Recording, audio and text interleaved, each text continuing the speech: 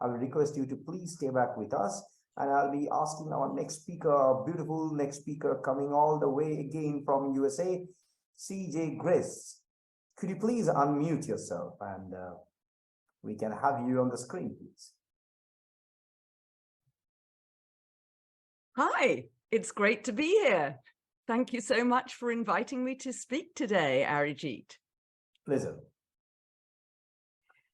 So, let me tell you that at the very end of a recent interview I did about cancer for Fox News Radio, the host mentioned the name of my new comic self-help memoir, and he did a double take.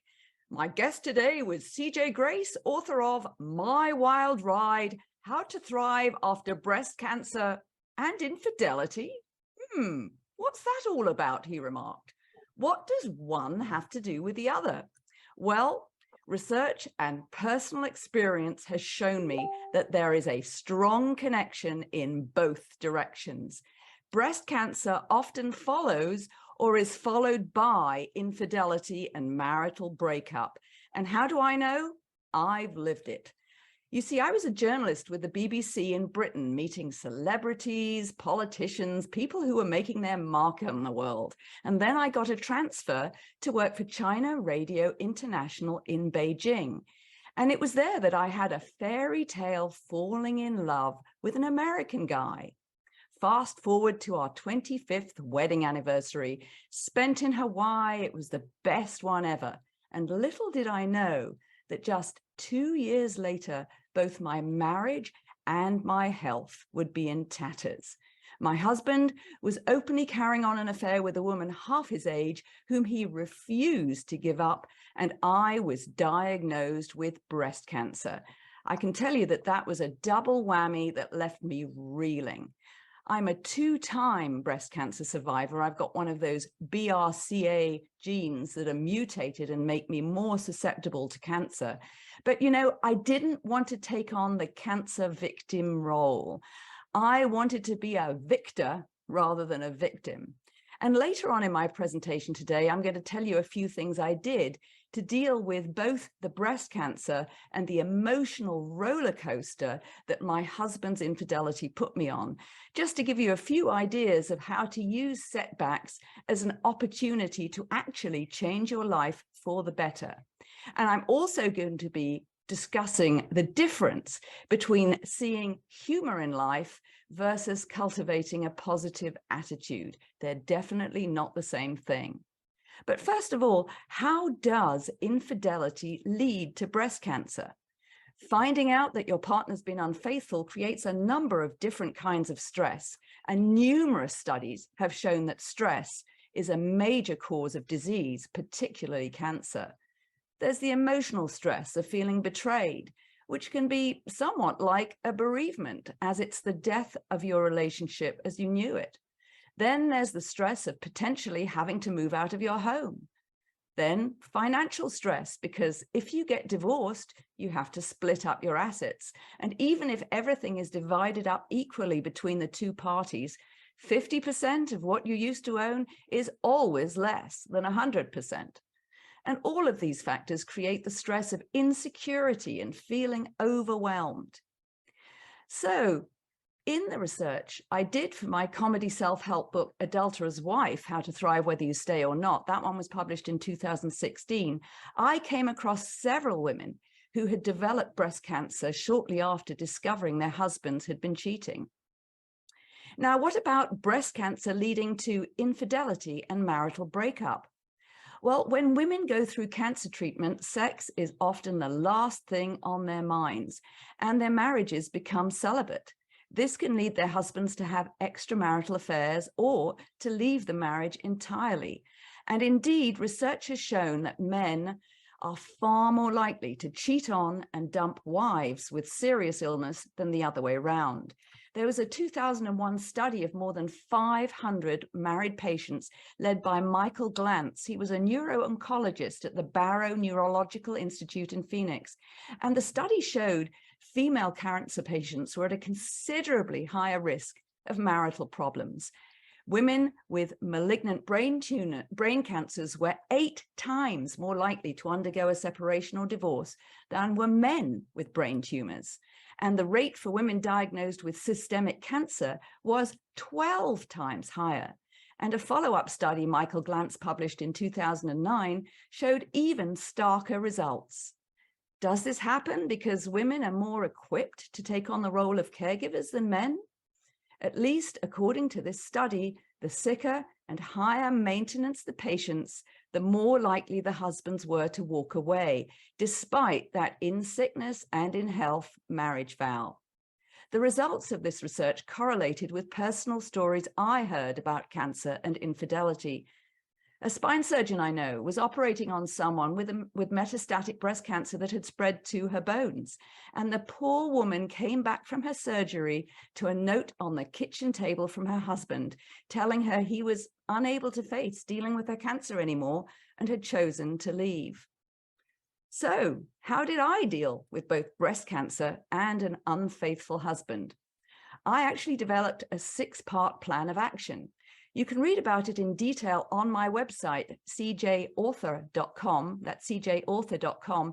And I also spoke about it in detail at the Women's League summit that happened earlier this year.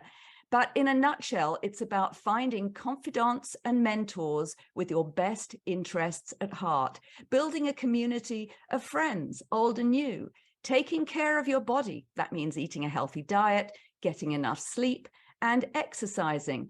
And for me, outdoor exercise has always been the best antidepressant. And another thing is finding your passion. That's a great thing to do. Some activity that makes your heart sing. Maybe it's music, art, writing. For me, it was writing, or volunteering for a cause you believe in. And the last thing in the 6-part plan, which is always a work in progress for me, was trying to become more mindful of living in the present, because yesterday's gone, tomorrow is fiction until it happens. And so now is all we have. So there were 3 mottos I took to heart. Number 1, after infidelity, the best revenge is to get past the need for revenge. It's a toxic emotion. I wanted to put my life energy into planning how to move forward rather than plotting vengeance. Number 2, information is power. Whether investigating treatment options for my cancer or finding out about my rights as regards divorce, I embraced my inner anal journalist to be fully informed before making decisions. And number 3, if you don't laugh, you'll cry, and I'd much rather laugh. So I tried to find absurd humor in every situation I was faced with. Humor plays a big part in my life. As well as being a humorist writer, I've also even tried my hand at stand-up comedy. Numerous studies have shown laughter has both psychological and physiological benefits. So think about what makes you laugh. For me, anything done by the Monty Python team works every time. And as a former BBC reporter, I'd always prided myself on being up to date with world affairs. But when I was doing cancer treatment, I rarely bothered to keep up with the news because it's all bad news. Instead, I focused on comedies. Seeing humor in your everyday existence isn't the same thing as always cultivating a positive attitude. That's hard to manufacture. I can think of 1 or 2 people who sternly insisted I must stay positive when I was dealing with my breast cancer, who themselves manifested bucket loads of negativity when problems arose in their own lives. Yes, do whatever you can to keep your spirits up, but don't ever feel bad about feeling bad. Each side of the positive thinking debate has research to support it. Some studies show a positive attitude helps cancer recovery, while others indicate that positive thinking doesn't improve the outcome. Anyway, it's impossible to be positive all the time, especially when faced with setbacks like breast cancer or breast cancer treatment or being in pain. But laughter can take your mind off your difficulties. American political journalist Norman Cousins was immobile and in extreme pain from a condition called ankylosing spondylitis. And he found, even though doctors said he would never recover from that condition, watching stuff like Marx Brothers films and Candid Camera, he discovered that just 10 minutes of induced hearty laughter would give him about 2 hours of painless sleep. And eventually he became almost completely pain-free. So as a humorist, but also a traditionally trained journalist, when I wrote my new self-help memoir, My Wild Ride, How to Thrive After Breast Cancer and Infidelity, it had to not only be funny, but also well-researched and hard-hitting. I bring up serious issues, but there's always a humorous angle. Like the fact that right now I am totally and utterly braless. Now, why? One of the many books I read for my research was called Dressed to Kill, The Link Between Breast Cancer and Bras. Great title. The authors present compelling evidence that the link between bras and breast cancer is stronger than that between smoking and lung cancer. Wow. Sadly, mainstream cancer groups haven't accepted this, pointing to just one study done in 2014 showing no link. But that study only looked at postmenopausal women in whom the damaging effects of bras were much weaker, and it had no control group. So that would be like studying the link between smoking and lung cancer and including no non-smokers in your research. In May 2013, movie star Angelina Jolie went public with the news that she'd undergone a prophylactic double mastectomy based on a positive BRCA, also known as BRCA, test. Maybe I'm biased, but my personal view is that her a lot of women into unnecessary surgeries. Yes, some of my friends thought I was completely nuts to turn down mastectomies and go for lumpectomies. Both times I was diagnosed with breast cancer, but I'm happy with my decision. Who knows though, perhaps my tombstone will read, "Here lies C.J. Grace because she refused to lop off her boobs." However, breast reconstruction can cause all kinds of problems, and many women now choose to go flat after mastectomies as breast implant illness is very real. Nicole DeRuda's Facebook support group for breast implant illness to date has more than 170,000 members. That's despite a biased new industry-funded study that tries to imply a big factor is that the women who complain about implant illness are just neurotic. Seriously, that study is so bad that it's good in a Monty Python kind of way. Well, when Angelina Jolie's BRCA gene story appeared in the press, I felt there should have been much more coverage of the ovarian cancer risks faced by those with BRCA gene mutations, rather than just focusing on breast cancer and prophylactic mastectomies. Jolie's mother did get breast cancer, but she died from ovarian cancer. So I was advised to have my ovaries removed, but waited till after menopause to avoid being slammed into it artificially. I chose to have just the ovaries and fallopian tubes removed. That operation is known as an oophorectomy, rather than the full hysterectomy that some BRCA gene carriers are choosing to undergo. I didn't feel that the hysterectomy operation was necessary for me in my circumstances, and it would have had the potential for more side effects. Breast cancer is the most common female cancer worldwide. And in the United States and Britain, for example, 1 out of every 8 women will be diagnosed with breast cancer in her lifetime. According to the American Cancer Society, the 5-year survival statistics for early stage non-metastatic breast cancer are close to 100%. That's pretty good. But that being said, cancer is a crapshoot. I'm not a doctor, so I would never want to tell someone else how they should deal with their cancer, but that didn't stop people from bombarding me with unsolicited advice. Some insisted the chemo and radiation I underwent was toxic and wouldn't work. Others declared that the alternative therapies I chose to do as well were pure quackery. Did I make the right decisions? All I can say is, to quote Monty Python, I'm not dead yet. And I've even got the Spam-A-Lot badge to prove it. So if I could wave a magic wand and make the cancer and infidelity never have happened, would I do it? You might be surprised to hear me say no. I do not regret having gone through the experience, bleak and difficult though it was. Regret is not about the past.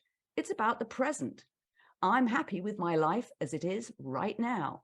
If I hadn't gone through the past exactly as it was, my here and now would be different. So both my wild ride, How to Thrive After Breast Cancer and Infidelity, and my first book, Adulterer's Wife, How to Thrive Whether You Stay or Not, examine how to deal with adversity by using it as a catalyst to raise you up rather than be crushed.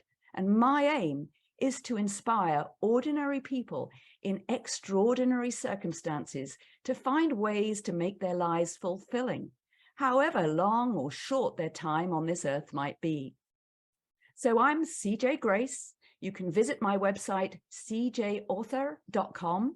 That's cjauthor.com to access various resources to help you cope with breast cancer and infidelity, including 2 free PDFs.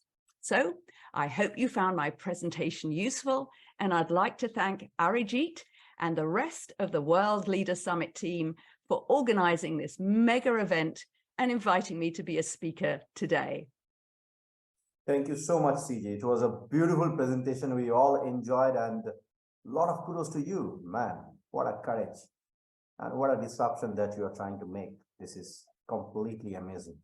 Open offer to you. We have a magazine which we usually publish in a quarter. If you feel that you want to add something over there, we'll be more than happy to do that. We have a Thank you.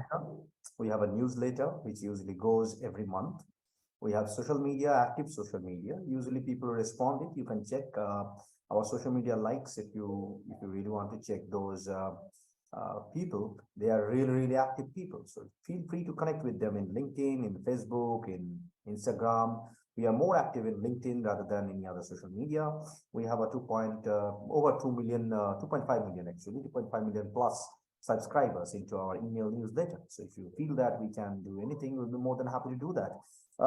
Because we already run out of the time, I'll be taking only one short question. One question is coming from, if there is any question from the other speakers, that is completely fine. Else, I'll go to the question which is coming in the social media. And Nina is saying you are doing great. Sorry, yeah, I'm on another call actually, but I'm listening to you guys because I've got FOMO of leaving Arijit. I've kind of got attached to him so much over the last few days. But I love CJ and I wanted to say hello to her. She's an amazing person. And I was listening to you whilst listening to the other talk. So thank you for coming and thank you for your talk. Yeah, CJ. Well, thank you so much, Nina. You are amazing too. Oh my God. What an incredible lady Nina is. What she's gone through and what she does with her life is just incredible. She is amazing. So there's a small comment that came that how if someone wants to get some kind of mentorship, how they can get. A lot of girls in my village probably is going to face the same challenge. This question is coming very distant part of India, which we can see from the message box that we can track.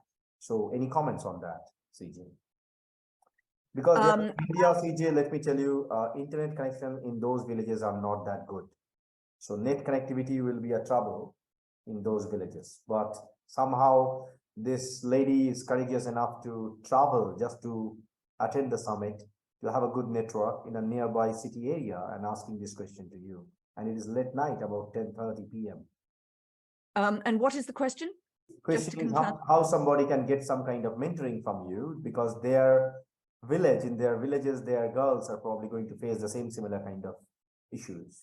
I have so many resources on my website. I mean, that's the trouble in terms of net connectivity. But if one person can go to my website, I have a CJ also will give you links to a page called Cancer Stuff. I have a lot of advice about cancer reading, books you can read about cancer, and also cancer skincare. And there are some very simple things that you can do. Just not wearing a bra, if you can possibly manage to do that, you will reduce your chances of getting breast cancer. Because it's constricting the lymph flow and the toxins collect in the breasts, in the fatty tissue. And so if you're wearing very tight clothing in that area, you are preventing toxins and waste products from moving out of that area. So if you could do just one thing, that would be something that will cost you no money at all and will reduce your chances of breast cancer.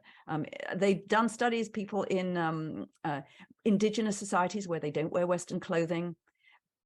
The instances of breast cancer are very similar between men and women. How many men do you know with breast cancer? Hardly, I think I've only ever heard of one person. Then they start working for Western companies that move in wearing the Western clothing, and breast cancer starts happening in the women. Seriously, this is what is written about in this book, Dress to Kill. Dress to Kill, brilliant book. Highly recommended to see why that is a big deal. Bras and breast cancer. So, you know, it's very difficult to suggest things that don't cost any money in terms of health and healing. That is one thing that costs you nothing. Brilliant. CJ, we have a startup which is led by Rahul. Rahul is a past speaker in, I think 2 days back, if I'm not wrong. It's called Health Planeta. We are trying to give proper Ayurveda and natural therapy to the people instead of giving medicine and supplements. So Rahul, if you are there, yeah, Rahul is here. Maybe you both can connect with each other. We can do some kind of workshop for women so that we can maybe take a couple of things forward. Beautiful to have you, Rahul. If you need to say something, please feel free to talk to her. Yeah, let's connect. Definitely. Super. Put your information in the chat and I will connect with you. Sure, we'll connect you. So I also have a question. I put it in the chat box that, like, I have read a lot of articles that says that silicone-based implants are linked directly to higher instances of breast cancer. Is that true in your opinion? Absolutely. You're talking about the dangers of breast implants, right? Yes, ma'am. Yes. Yes. There's a lot of research out there, and it causes a number of different conditions. There can be systemic feelings of every system in the body can be affected by leaking silicone from your breast implants. And if you, if anybody who's having problems and they don't know why, but they've had breast implants, should investigate that possibility. And Nicole Deruda, as I mentioned, has a Facebook support group for breast implant illness. She was bedridden for 6 years, I believe, until she realized the reason why she felt so terrible was her breast implants. And when she had them removed, her symptoms went away. And it's a really serious situation. Even the FDA in America, which is not the fastest organization to say that something is dangerous, now has warnings about breast implants. And again, on my website, on the Cancer Stuff page, I do have a link to an article that I wrote about breast implant illness and this new study that came out, this ludicrous new study that I just mentioned, the one that says that women are just neurotic. And then I also have a link to more information about the bras and breast cancer story. So yes, you're right, that all kinds of different problems, including cancer, can be caused by breast implants. Brilliant. Thank not you. For everybody. Not for everybody. I will say, you know, there are some people who are fine, but there are a significant number of people, of women who have breast implants, who are definitely not fine. Thank you so much, CJ, for the beautiful speech. Thank you, Rahul, for the question. And this is, I think, end of today's discussion and speaking slot.